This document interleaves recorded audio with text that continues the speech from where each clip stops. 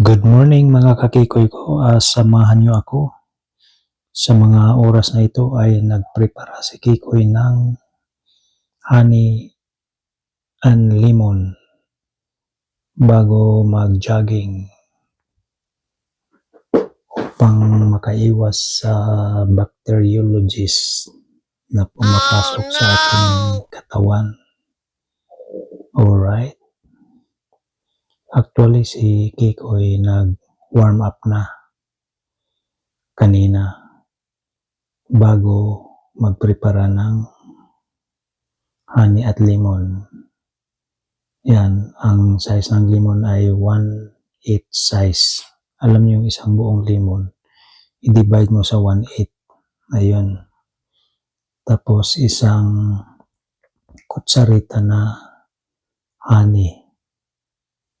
Alright. After noon,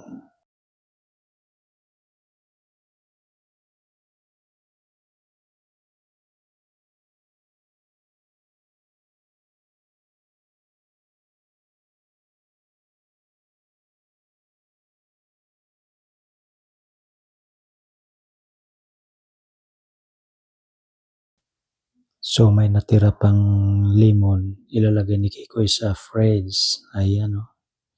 So ayan, nasa labas na si Kikoy. Sinisita pa niya yung Apple Running Club. Not Apple. Nike Running Club yun. Application. Download nyo. Very accurate yan. So ayan na si Kikoy. Naka 2 kilometro na mahigit. Yun yung green doon, no? Ano yan? School. Diyan nagtatrabaho si Kikoy. Alright. Diba? Nakita nyo ang palibot. May mga isno pa. Yung dinadaanan ko, frozen yan.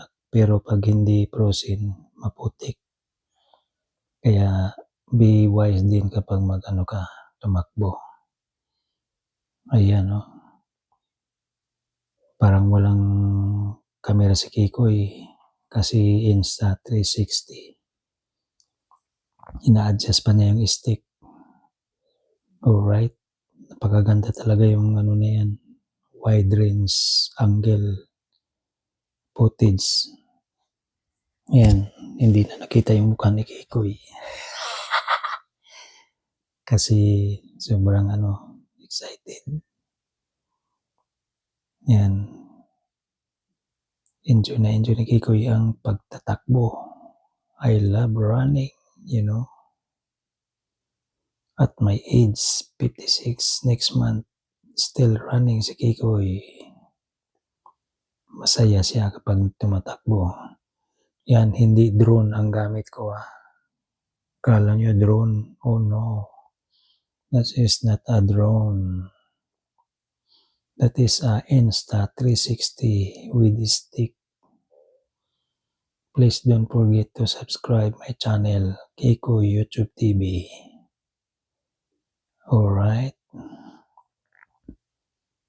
Na yata si Kikoy yan, 4 kilometer na mahigit. Yan ang area na tinatakbo ni Kikoy, Kinsman Park. Ayan, clear sky with scattered clouds. Napakaganda talaga. Ayan, kala mo kung may nagbibideo sa likod ni Kikoy, hindi. Hawak na niya yung stick. Ganon kalupit ang Insta360 crossing the railroad. Ayan, nakita nyo yan. Nung nakarang araw, hindi nakadiretso si Kikoy dyan dahil mataas yung tubig. Nagmi-melt na. Pero ngayon, nakadiretso na si Kikoy. Diba? Alright. Ano yan? Golf course. Ganito kapag spring. Kita niyo yung barricade na yun. Doon hinarang yun. Parang hindi makadaan yung sasakyan. Kasi mataas ang tubig pag nagme-melt ang snow. Yan, golf course yan Riverside Golf Course. yung loob diyan one time nag-ano ako jogging tas sinita ko, bawal. Kasi baka matamaan ka ng bula, magkaroon ng bukol sa iyong ulo.